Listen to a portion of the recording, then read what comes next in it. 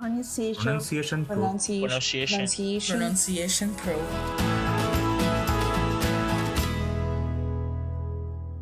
Hello again, and welcome to the Pronunciation Pro podcast. My name is Annie Rudin, and I am the host of this podcast as well as the founder of pronunciationpro.com.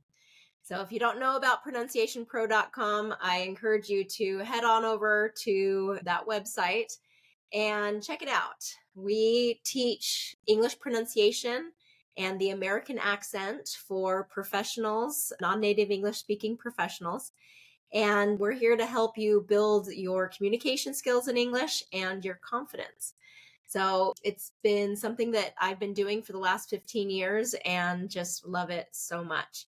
So this podcast has been a great way for me to be able to get out information to all of you, because I know different people are in different phases of their language development. So you might be more the beginner phase of English. You might understand a lot, but have a hard time expressing yourself. You might be more advanced. You know, there's a wide range, but exposing yourself to English and exposing yourself to what it takes to grow in your English development is very, very important. So whether you're ready to join us at Pronunciation Pro as a student of ours and work on your pronunciation and accent and really dive in and really change your speaking habits, or whether you're just kind of like thinking about it or growing in your English right now in other ways, I think that you'll get a lot of benefit from this podcast and just helping you understand kind of the process and what habits you can put into place even now on your own so that you can be more successful and you can grow, continue to grow and improve. I've heard a lot from my students of just there's like a plateau that happens as you are learning English, that you feel like you grew a lot in your English and then there was kind of this flattening that happens and not a lot of growth happening. So that just means that you need to switch it up and you're ready for that second mountain. I say mountain a lot of times because that's a dialect, kind of West Coast dialect pronunciation. Mountain versus mountain. Both are correct, but I tend to do that glottal stop is what it's called, mountain, because of where I live in the United States, which is in Arizona. So on that West Coast, there tends to be that glottal stop in a lot of middle T words. Okay, so that was a little divergent, but there is a second mountain that we need to climb when it comes to your English development, and that has to do with accent and pronunciation so that you can be clearly understood without having to repeat yourself and that you can feel more confident, especially moving into more advanced positions in the United States where you are a manager or a leader. That requires more communication training and skills. All right, so that's where we're here, why we're here. Most of my students in Pronunciation Pro are intermediate to advanced level English speakers. And so that's where I would expect your English level to be. But if you have a hard time being understood the first time you speak, or you're just lacking that confidence in the way that you're speaking English, then we are the ones to come to. On a personal note, this week has been quite eventful at my home. So I'm also a mother of 5 boys. My oldest is 16, my youngest is 4. And this week, my 11-year-old broke his kneecap, so his patella. And he was at a skate park on a scooter, went down into the bowl, kind of the where he does all the tricks and things. Went down in the bowl and collided with another person on a scooter, another kid on a scooter, and fell on his knee. He was wearing a helmet and knee pads, but he landed on his knee really hard and totally broke his patella bone. And so he had to have surgery to kind of pin it back together. So we've been dealing with that a little bit. And so that's been quite eventful. But it's interesting because it really reminded me of a belief system that I have for myself and my students is I want my children, so let's start first with my children. I want my children to do adventurous things. I want them to try things that they could potentially fail at. I want them to really take risks and see what their bodies and their minds and can do. And I've been teaching that since they're very young. We do pretty adventurous things in our home and outside of our home. And I want them to learn how to use their bodies, and I want them to learn how to explore that.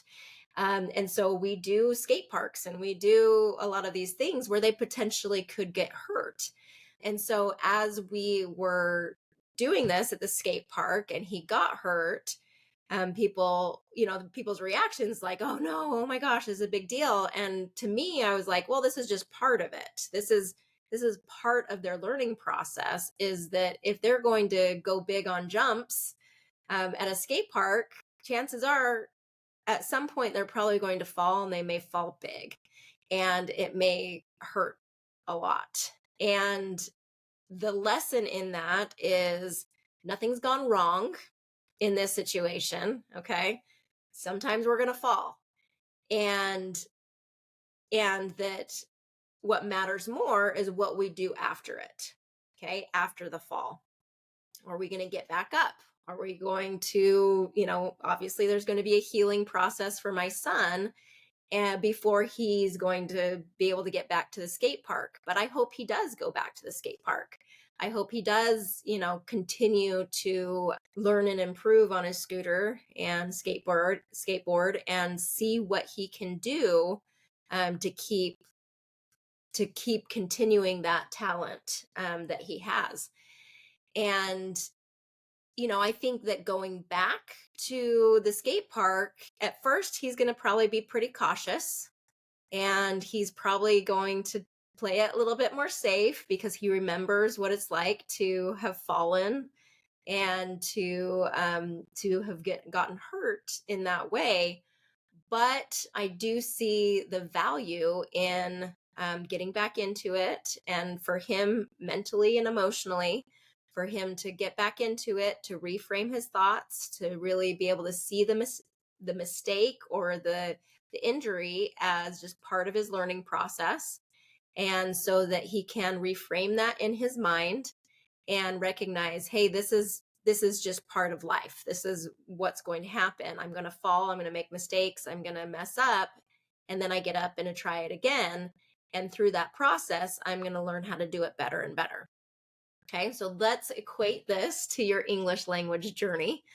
So when you are learning English, there's a lot of falling down. There's a lot of, I call it English trauma, where you're getting injured over and over and over again, either from fear, and feeling embarrassed because of mistakes that you make, or being judged or being treated poorly because of the way that you speak English. There's going to be a lot of bumps and bruises and wounding in that process.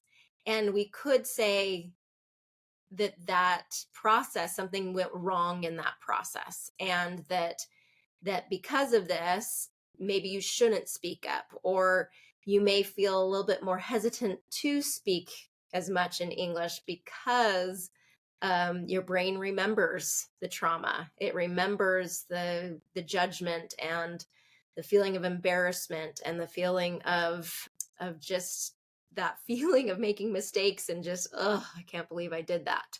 Okay.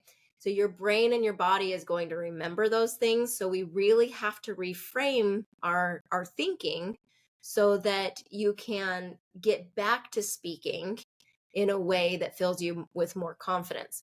So I just got off a call with one of our students here at Pronunciation Pro, and I was doing our confident mindset coaching. And she's been working with an accent trainer through our program for the last 5 months. And it was interesting, when she first came to me, she did not feel very confident and she did not feel very sure of herself. She she's a teacher and she wasn't joining any committees, and she was feeling very judged, that she was supposed to be better than she is. And there was just a lot of self-doubt going on for her. And through the process of the last 5 months, as she's been working on her pronunciation, growing in her communication skills, and we've done this confidence coaching, she's been able to recognize that a lot of that judgment was coming from herself, and some of it was coming from others. But as she is improving, she's recognizing, oh, okay, they value my diversity. And this is something that we talked about in communication, our confidence training, is that her diversity in her setting as a teacher, she's maybe one of the only non-native English speakers there. Her diversity is actually a great thing, and she's been able to reframe these mistakes as part of the process, and that she's going to learn and grow through it. And it's been quite amazing to see how empowering that news story is for her, that her diversity is her superpower there. And that's why people at her setting value her and her thoughts and her opinions. And one thing that I loved hearing from her is that because she's feeling more confident, she is joining more committees and getting more involved in the school. When she's in conversations, she's saying more than just the minimal. She's expanding on the conversation more and more. And as she does that, she's expanding her vocabulary. She's expanding her practice in English. And that really comes from a place of confidence in reframing that, both in building the skill in her English and building that confident mindset. So that is very, very exciting. Okay, so today, that was a bit of a long introduction. So hopefully that's okay, that we went into some of those details. But those are just kind of some of the thoughts that I was having this week as I was going through just what I was going through and how it relates to you. So our specific topic today is about daily pronunciation practice and our routine. Okay, your daily routine for practicing pronunciation as a non-native English speaker. All right. And I recognize that many of you are finding me through this podcast. I've been having a lot of meetings with different people, and I see that you're coming based on this podcast and coming to my program, I should say. And so if you are not on my mailing list, definitely go over to pronunciationpro.com and sign up for my 3 easy tips lesson. It's just at the bottom of the page, and I'll try and put a link here in the show notes. But go take a look and get on my mailing list, because I do send out emails, and I send out discounts, and I send out opportunities for free consultation. So definitely get on that mailing list so we can keep in touch more. All right. Okay, so when I talk about your daily routine when it comes to pronunciation, what I want to focus on is consistency. All right. So in Pronunciation Pro, we base a lot of our processes off of some things we learned from the book Atomic Habits. So this Atomic Habits by James Clear is a big part of the culture of Pronunciation Pro, because really, how do you change your pronunciation and your speaking habits in English, your accent? It's through habits. It's through replacing bad habits with good habits. And so we really need to understand habits and how habits work. So in James Clear in Atomic Habits talks about, we have the goal of learning to speak clear and confident American English. Okay, so we've got that goal in mind, but we really don't want to focus on the goal. We want to focus on the process. Okay, so the process is what we do repeatedly and consistently. So what we are is what we repeatedly do, right? Who we are and is what we repeatedly do. So if we want success, this isn't just a one-time act, it's a habit of success. we're someone who has habits of success. So someone who's a great communicator in English didn't just happen because of one act that they did. It's because of habits that they've put in place. So if you see a non-native English speaker who speaks excellent English, don't think, oh, he or she has this natural ability to speak English that just comes naturally to him. No, assume that she put in habits in place and did them consistently to be able to get that result. Okay. James Clear says, I accumulated. So I'm gonna go through, James Clear's story a little bit, but first I'm gonna say, I'm gonna share this quote. It says, I accumulated small but consistent habits that ultimately led to results that were unimaginable when I started. So just kind of going back, James Clear, at the beginning of his book, Atomic Habits, talks about how he got hit in the face with a bat, and it crushed his face. Okay, so he was a baseball player in high school, and his senior year gets hit in the face with a bat, and he's rushed off. He was rushed off. They did a medically induced coma, so because he was really, really messed up. And so he goes through this process of almost dying, but they were able to save him. And then it was this long, painful recovery. Okay. Have to relearn all the little things, because he had some brain damage. He had damage to his eye. So the rehab was very, very painstakingly hard for him. He had to relearn a lot of things, but he did it, and he kept at it, day after day, month after month. And he eventually was able to get back to the point where he was able to play baseball again.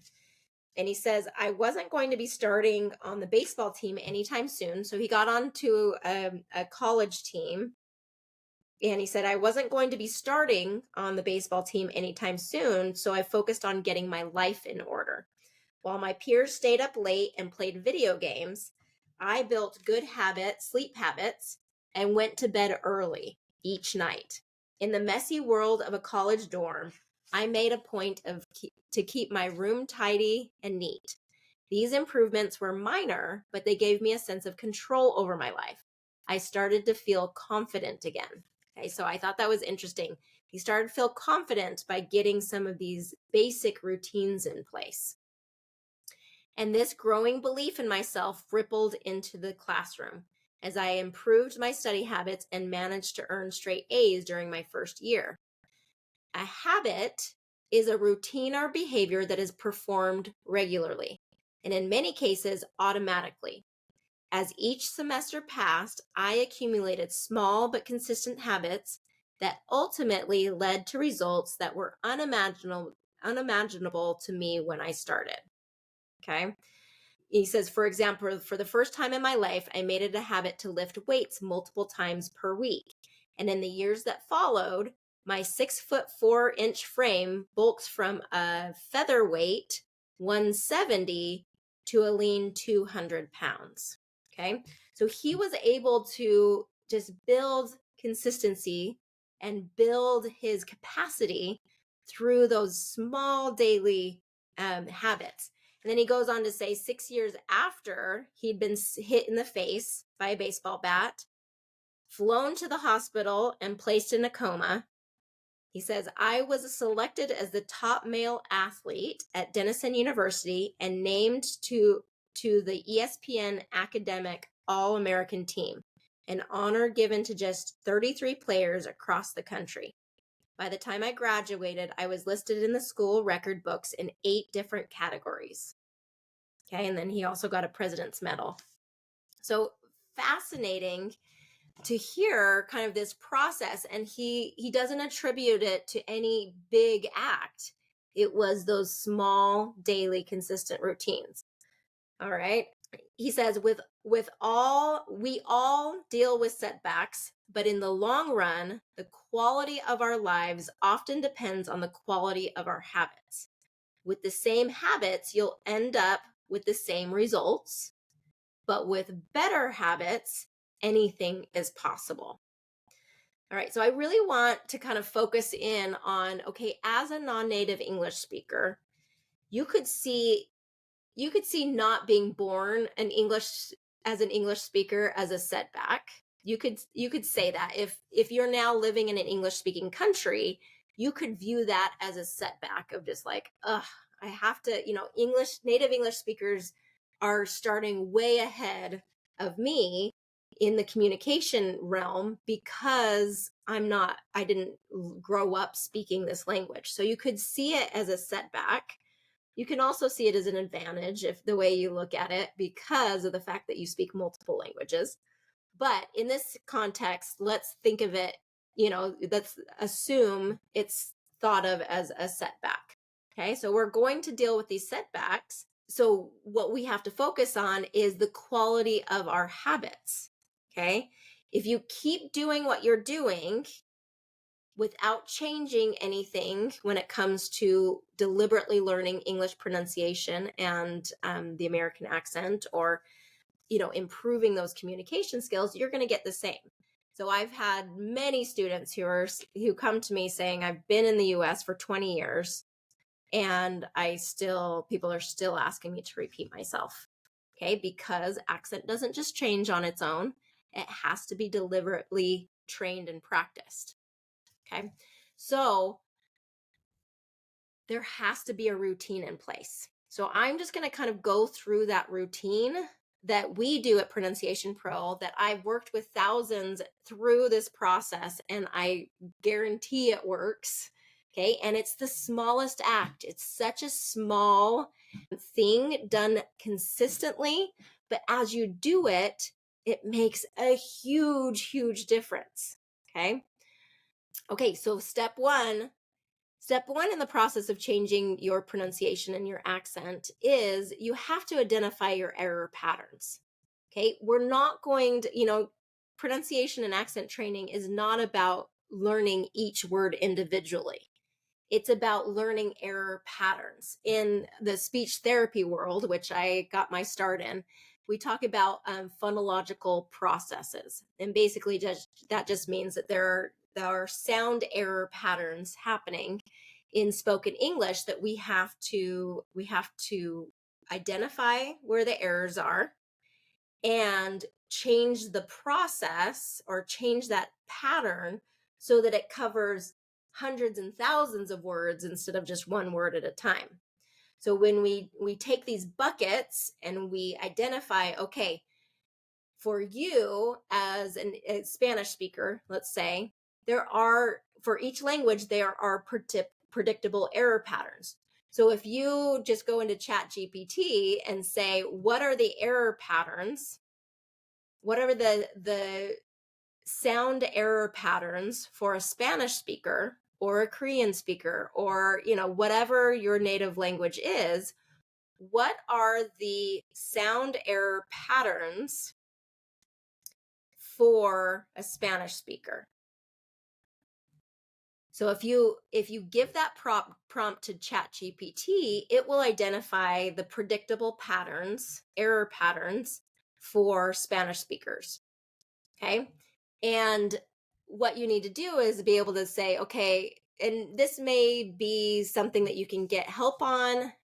Certainly something we do at Pronunciation Pro is help you identify your error patterns so you know exactly what you need to work on when it comes to improving your spoken English. Many of our students already know that, like, oh, I drop ending sounds, or I change the vowels, or I don't get the TH in place, or I'm confusing B with V or W with V. These are some of the most consistent error patterns, or I'm rolling my R sound. Okay, these are all very common error patterns when it comes to English pronunciation. Okay, so what we want you to do is be able to we need you to figure out what error patterns you have. And then as you have those top 3 to 5 error patterns, be able to say, okay, now we're going to start practicing them. Okay? And that's where that daily routine comes in place. This is that consistent routine that if you do it every single day or most days, you are going to see an incredible change over time. So deliberate practice looks like reading out loud with your focus on one of these error patterns. So if you're working on the TH sound, you would say, okay, every time I see a TH sound in my reading, I'm going to put my tongue between my teeth and I'm going to say that word. This, that, them, those, these, mother, father, with, both. Okay. Anytime those sounds come up in your reading, and you can read anything you want, it really doesn't matter. It's any written material is going to have a collection of the sounds of English. So reading out loud with your focus on that is going to get your mouth into a practice of getting into the right place over and over and over and over again. Okay. Spending a few weeks just on the TH sound. Like that's how a habit is changed. Okay. That's the process. It is not very hard mental work. It is all about the consistency in the motor movement. Okay. And it's nice because you don't necessarily need a lot of your brain power. You just need a lot of the muscle power in your mouth. So find a time of day that works better for you where you're like, okay, I can get my mouth moving in that way consistently. You're going to find at the end of your practice that you're going to be tired. Okay. Your mouth is going to be tired. And that's how it should be. That means you've been practicing correctly because you're putting your mouth in new positions that it's not used to being put in. Okay. So I recommend just a 2-minute a day start so that you can get into the habit of doing it just 2 minutes, and then you can expand from there. If you already get into reading for 2 minutes and you're like, oh, I've got a little bit more time, then keep going. But when we commit and say, oh, I'm going to practice for an hour, I'm going to practice even for 20 minutes, it's easy for our brains to give up. Okay. So we don't want to get into that situation. Make it easy. Then the third step to this is getting feedback is really important in this process. If there is, you have a native English speaker friend or family member, or you want to come and get feedback at Pronunciation Pro from the trainers, we would love to have you. But feedback is important so you know that you're practicing it correctly. There are some, apps or AI tools that can help, and they're getting better and better. So if you use some kind of pronunciation app tool, that would be, that could help you get some feedback as well. We recommend the app's Flow Speak. It's a really great app, and I'll put a link in the show notes for that. All right. So I'm going to kind of end with this. I hope the point here is that, hey, if you get into a simple daily habit of reading out loud, you're going to accomplish your goal. Okay. It's going to expand your vocabulary. It's going to improve your grammar. It's going to improve your pronunciation. So I know I've talked about this a lot with that daily habit, but pronunciation and improving your pronunciation and accent is not rocket science. It is not complicated, and I am not going to give you all sorts of different complicated ideas of how this is done. It's very, very simple, but but we want to make it very effective. So identifying error patterns, getting to a practice of reading out loud every day, and getting some feedback. That routine is going to be huge for you. Okay. I'm going to end with this quote by John C. Maxwell. It says, motivation gets you going, but discipline keeps you growing.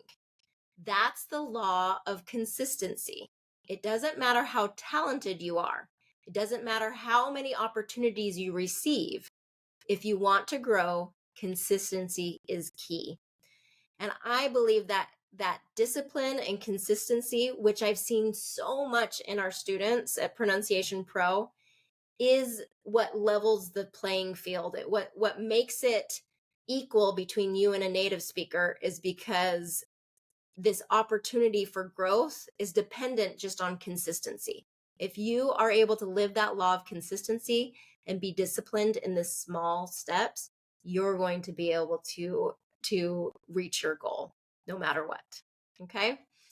Thank you so much for being here today. Be sure to go to pronunciationpro.com or to the show notes here and get on my mailing list so that we can send you important information and discounts and ways for us to connect and help you on your path to English mastery. All right, we'll see you next time. Bye. Pronunciation Pro. Pronunciation Pro. Pronunciation Pro.